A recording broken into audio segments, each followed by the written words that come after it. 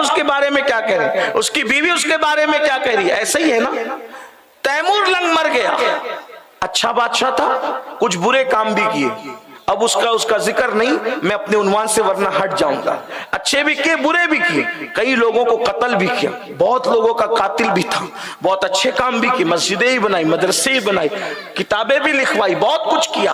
لیکن جب وہ مر گیا، مرنے کے بعد اس کے بچپنے کے دوست نے خواب میں دیکھا ایک تخت نورانی بچھا ہوا ہے اور اس پر اللہ کے رسول بیٹھے ہوئے ہیں. حضور علیہ السلام کی جلوہ گری ہے اور حضور کے قدموں میں ایک دم قریب پاس میں تیمور لنگ بیٹھا ہوا ہے. حضور کے قدموں میں. میں جب یہ بات پڑھتا ہوں تو میں جھوم جاتا ہوں. حضور کے قدموں میں بیٹھنے کا مطلب کیا پتہ ہے؟ جنت میں کسی کو دیکھنا ہم کو اتنا تعجب میں نہیں ڈالتا جتنا حضور کے قدموں میں بیٹھنا ہمیں تعجب میں ڈالتا ہے. کیوں؟ کروڑوں جنتیں متلاشی ہے میرے نبی کے قدم کی. جنت کیا ہے؟ ارے جب ماں کے قدموں کے نیچے جنت ہے تو رسول اللہ کے قدموں کی شان کا عالم کیا ہو. وہ جہاں قدم رکھ دے وہاں رشک جنت ہے. اللہ اکبر. تو تیمور لنگ کو کسی نے رسول اللہ کے قدموں میں بیٹھے ہوئے دیکھا تو اس کے دوست نے بچپنے کے تو اس کو غصے میں آ کر خواب میں خواب دیکھا. وہ کہا او اللہ کے دشمن، او دشمن خدا، تو رسول اللہ کے قدموں میں، تیری یہ اوقات کہ تو حضور کے قدموں میں بیٹھا ہوا ہے. اللہ اکبر. بڑے بڑے اولیاء قدم نہیں نالین ڈھونڈ رہے ہیں، نقش قدم تلاش کر رہے ہیں. علامہ عبدالرحمن جامی جیسا بندہ کہتا ہے چو سوئے من گزر آری منے مسکیز ناداری فدائے نقش نالین کنم جا. یا رسول اللہ، حضور جب آپ میرے گھر آئیں گے، عبدالرحمن جامی تو بہت گنہگار ہے، بہت مفلس ہے، بہت غریب ہے. حضور جب کوئی آتا ہے تو مہمان کو تحفہ دیا جاتا ہے. آپ جیسے بادشاہ کو میں کیا تحفہ دے سکتا ہوں؟ بس اتنا کہتا ہوں جس دن آپ میرے گھر میں قدم رکھیں گے تو آپ کی نالین کا نشان پڑے گا. اس نشان پر میں اپنی جان کو قربان کر دوں گا. اس سے زیادہ میں آپ کو کیا دے سکتا ہوں؟ جو سوئے من گزر آری منے مسکیز ناداری فدائے نقش نالینت کنم جا. یا رسول اللہ، لوگ حضور کے نالین پہ جان قربان کرنے کی بات کر رہے ہیں اور تیمور لنگ جیسا بادشاہ حضور کے قدموں میں بیٹھا ہے. تو اس کے بچپنے کے دوستوں نے کہا او اللہ کے دشمن، او دشمن خدا، تیری یہ حیثیت ہو گئی، یہ تو حضور کے قدموں میں بیٹھا ہے. کیوں بیٹھا حضور کے قدموں میں؟ اس سے پہلے کہ تیمور کچھ کہتا میرے آقا کے لبائے اقدس کو جنبش ہونے لگی اور الفاظ یوں ترتیب پائے. او پوچھنے والے، تو کہتا ہے کہ تیمور اچھا نہیں تھا، یہ کیسے نبی کے قدموں میں بیٹھا؟ ارے یہ میری اہل بیت سے محبت کرتا تھا. آمال نہیں دیکھے گئے، اہل بیت کی محبت کے صدقے اس کو یہ مقام عطا کر دیا.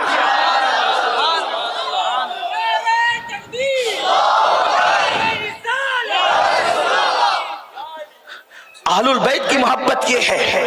لیکن بات یہ ہے کہ ہم نے صرف نعرے لگائے، سچی محبت اہل بیت سے ہم دور ہوئے.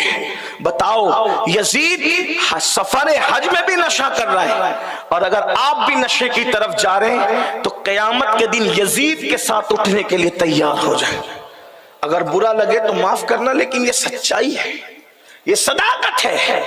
اگر زنا کے اڈوں کی طرف جا رہے ہو، یہاں تک ابن اسیر، ابن کثیر، علامہ خواجہ حسن نظامی، ان لوگوں نے لکھا یزید اس گندی نظر والے پاپی کا نام ہے جس نے اپنی سوتیلی ماں کو تک پاپ کی نظر سے دیکھا.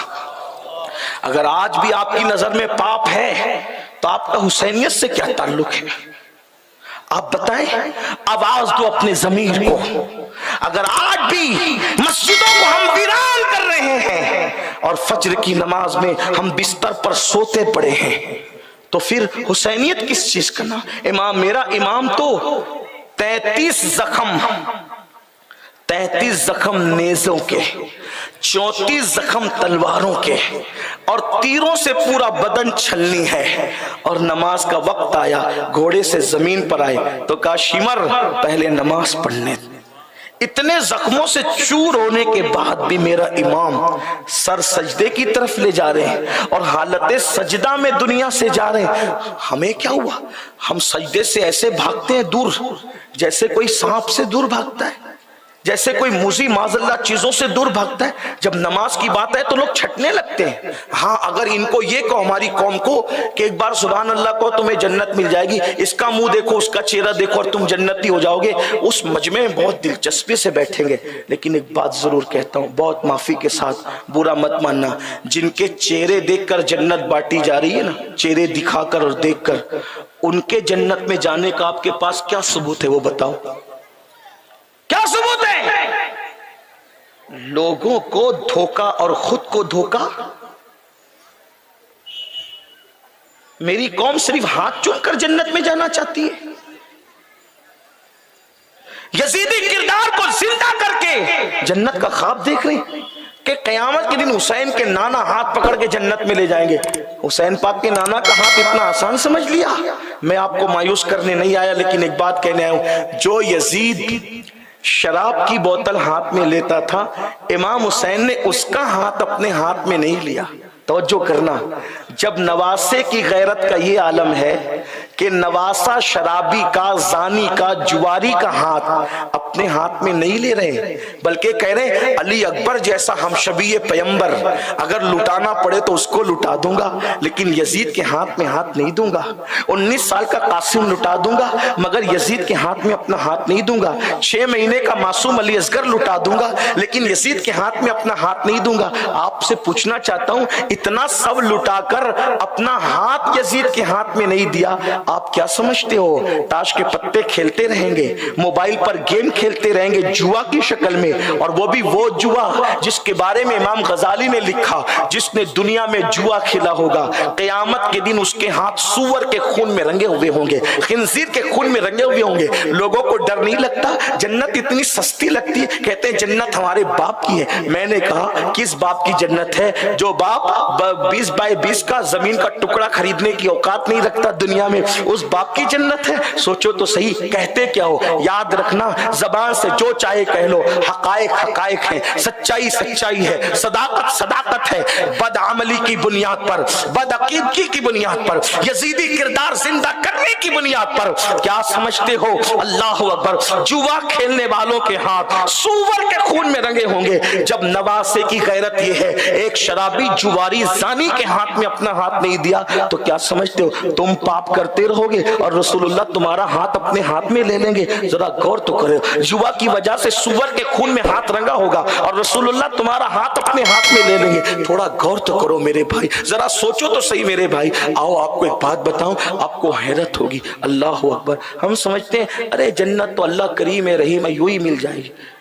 بے شک وہ کریم و رحیم بہت غیرت والا ہے، بہت غیرت والا ہے. اس کی رحمت پر ہم نے توجہ دی، اس کی غیرت پر توجہ نہیں دیتے.